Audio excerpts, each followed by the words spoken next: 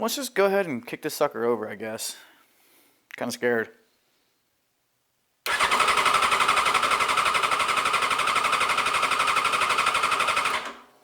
No! God, please, no! No! No! No!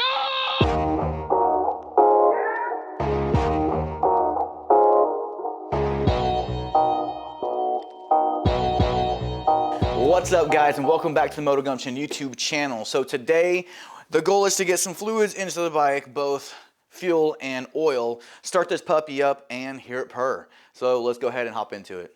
Again, we're gonna go ahead and go with the Rotella T6. I really suggest you guys go ahead and look that up. I mean, good stuff here. Anyways, so we're gonna go ahead and put some oil. We will be putting more than the average, okay? Because the lines for the oil feed and the drain or the drip tank need to be full, well, for the most part. So extra lubrication, that way the turbo does not lack lubrication and burn itself up. So this is not the ideal funnel, but we're gonna go ahead and give it a shot because it's not really ideal here. Maybe I can hold it. I think I'm gonna get oil in my freaking pants. All right, we're gonna go ahead and just start dumping. You know what I forgot about?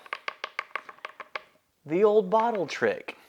So the old bottle trick here. So water bottle pretty much has the same threads as the threads right there on the motorcycle. Now that's probably not every motorcycle, but I've already tested on the FZ1. And halfway will do.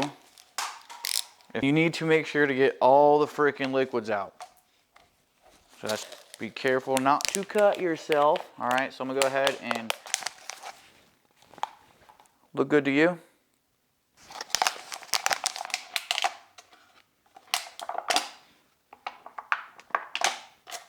There you go. Now you got a funnel that will not come off, and you can have both hands for a 2.5 gallon jug of oil. Knowledge. Anyways, let's get back to it. So we're gonna go ahead, and I will be starting that without the filter on because I don't have a filter right now. I do, but it's really dirty and it's in there kind of cleaning and degreasing. Next thing we're gonna go ahead and do is we're gonna add some fuel. Now this is where it gets tricky because I don't know if I have a fuel leak with my new fuel system. We're gonna find out, guys.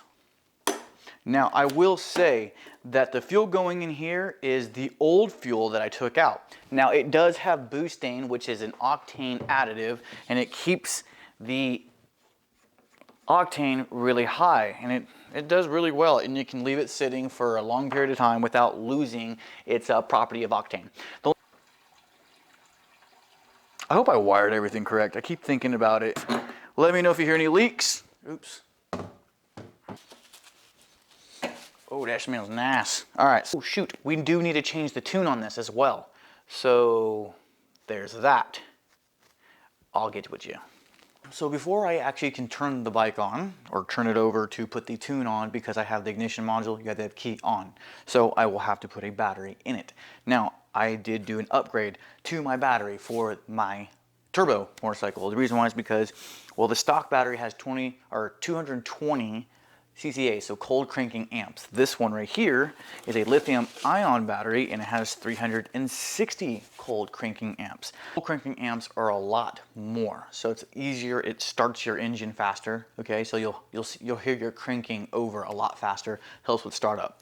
Not only that though, this battery in particular is the restart battery. So there is a built-in circuit inside the battery. What that does is it monitors the power levels. So once it gets below a certain voltage, it cuts the circuit. So it allows you to actually start your bike once over, okay?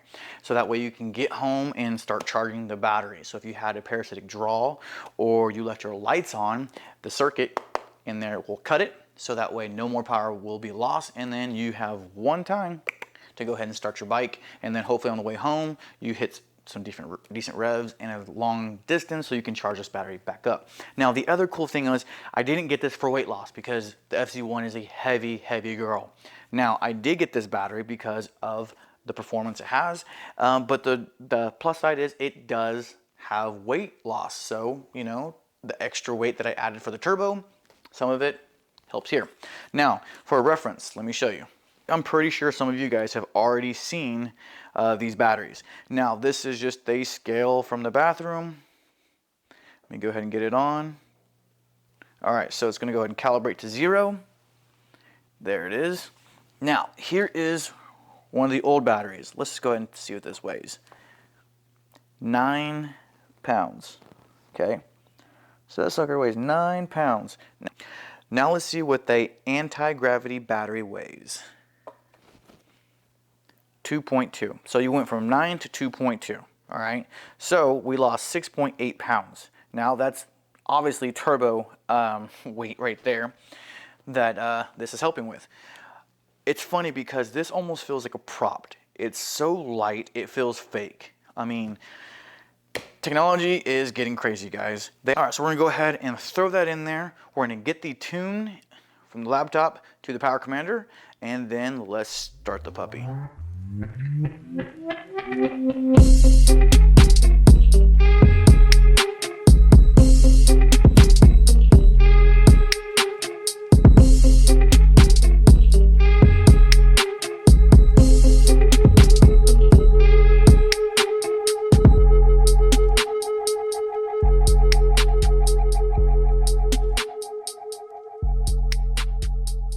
Well, yes, the tank comes right back up once again because I forgot to plug in that green fella right there.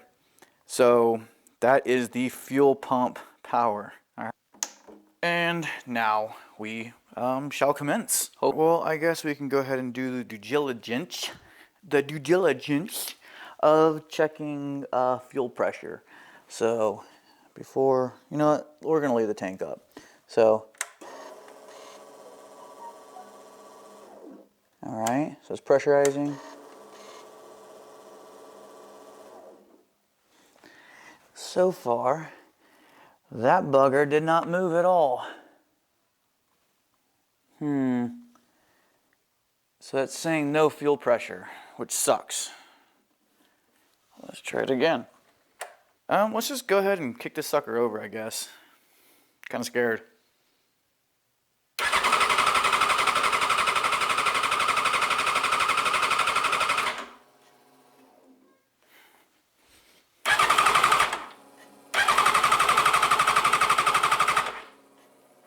Alright, so we got no fuel pressure.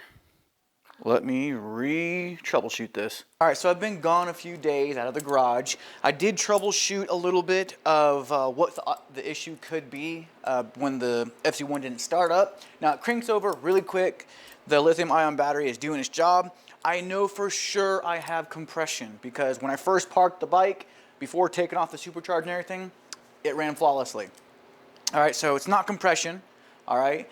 Do I have spark? Yes, I do. I did check spark. Do I have fuel? Okay, so that's the next thing that I wanted to look at. Now, I did show you guys that I had no fuel pressure with key on. So I'm gonna go ahead and turn the key on.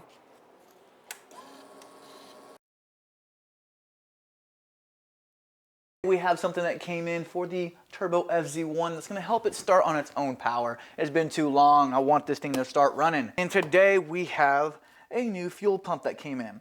Now, instead of going ahead and going with the Walbro 255 liter per hour fuel pump, which is plenty of fuel pump for what I needed, I went ahead and went with a quantum fuel system. Now, this brand has been around for quite some time. A lot of people don't know about them. Some of them hate them, actually. But they actually have really good quality. There's a few shops around the United States that actually just use the quantum fuel pumps as a direct factory replacement for side-by-sides, four-wheelers, dirt bikes, and motorcycles, Hayabusas, ZX-10s, all of them. Now, I've known about the quantum fuel systems for quite some time. I actually kind of forgot about them, but they came back on my Google search page when I was looking for a fuel pump to replace the Turbo FZ1. So, for this particular little setup, it was only $68. Now, that was $68 shipped as well because, hello, Amazon exists, so free shipping. Now, everything that came with it, and believe it or not, this is as big as the pump is. Now, I don't got very big hands. I mean, heck, we can even pull some calipers out right here, but you know what? not really big hands. And this is the size right here. What am I doing? I have calipers. We can go ahead and measure this thing. Let's see here. So we got a little over 1.5 inches by, sorry for you guys that are on that metric system, 4.9, okay? So that's not big. That's I mean, it's not heavy, it's not big at all. Now, this thing does supply 255 liter per hour. If you guys want, you can always go online and look at reviews for quantum fuel systems. I hope it's the fuel pump, because if it's not, I'm gonna be a little irritated. If it's not the fuel pump, it's gonna be the fuel pressure regulator. I'm a little bit antsy right now because I hope it's the fuel pump. Before we start taking off the tank, let's do a little bit of a game. All right, let's see how long it takes to actually do this. So the time is 2:04 p.m. right now. Yes, I'm actually able to work in the daytime this time. So 2:04 p.m., we're gonna go ahead and start, 2:05 now. We're gonna go ahead and start, all right, and see how long it takes, all right? Now I do have a little bit of a head start taking off some of the body panels, but realistically, it doesn't take much to do that. So we're gonna go ahead and start and see how long this really does take to change out a fuel pump. The first thing, guys, is don't be scared to take on your own projects. The main thing is to do your research and be tedious at what you do. Make sure you torque down all the bolts that do need a torque, all right? And let's go ahead and start. I hate gas.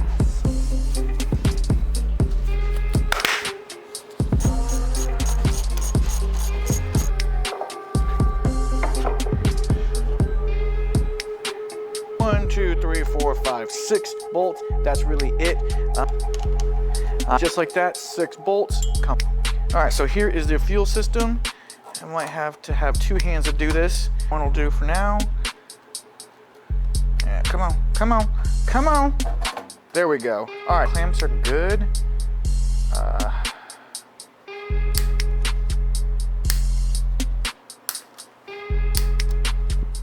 Look at that.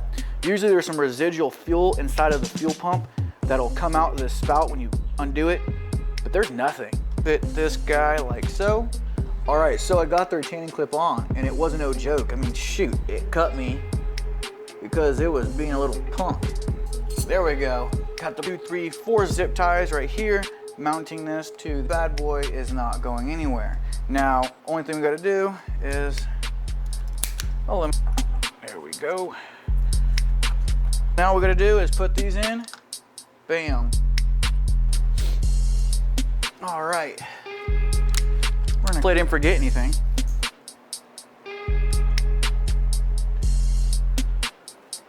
Clip. There we go. Now, all right, and just like that, guys, we have the tank back on. All I gotta do is drop her down and put the ventilation lines on there. So let's see what time it really is. So it is 2:48, as you can see there. So we started at 2:05, all right? 2:05. How long is that? 2:05 to 2:48, so that's 43 minutes. Now that's 43 minutes with me recording, changing angles, catering to the video, you should say. All right, so all I'm gonna do now is put the ventilation lines on, drop the tank, and we're gonna start this sucker. I think. We're gonna try to start this thing. All right, so we have put in the new turbo map, make sure everything's good there, and wish me luck, boys.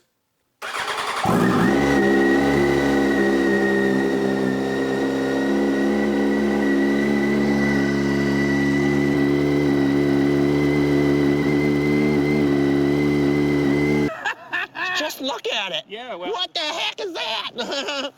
Oh, look.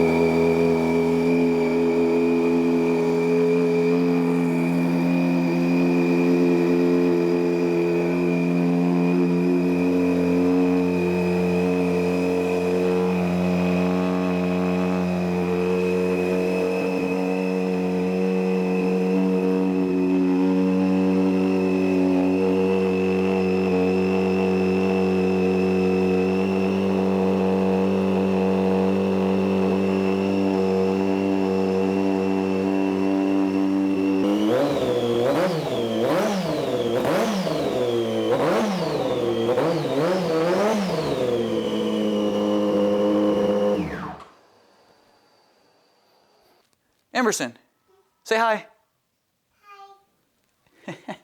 Anyways, so now that I have my turbo bike running, there doesn't seem to be any leaks. The turbo is getting broken back in because you can smell some different things. Hey, it's cold in here. Get out. Go, nappy hair. What are you doing? It's cold. Go. And we're going to go ahead and call it a day. You don't know how happy I am to get this thing started.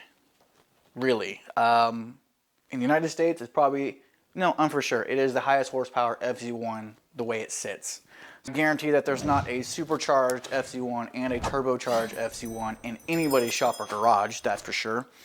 But that being said, guys, we're gonna go ahead and cut it today. The next thing we're gonna be doing is taking this to the dyno. Hopefully I can get a dyno session at JSR just to get some few pulls, just to see what it puts down. Not gonna be running it hard at all. What I wanna do is take off this turbo system and take down the engine completely. We're gonna put in JE pistons, Carrillo rods, port the head, do some degreeing of the cams, throw it right back in there. Okay, now that we have our supporting mods to hold the horsepower, we're gonna take it back and get it dyno tuned again. But the whole point of the dyno tune is I want to get this thing to Chris more Mafia Racing, and have him dyno tune. Another thing is I might not be sticking with the stock ECU. I'm probably gonna be going with a max ECU for optimal performance. But enough of that for right now. I gotta cut this video, and I will see you guys on the next one. Take care.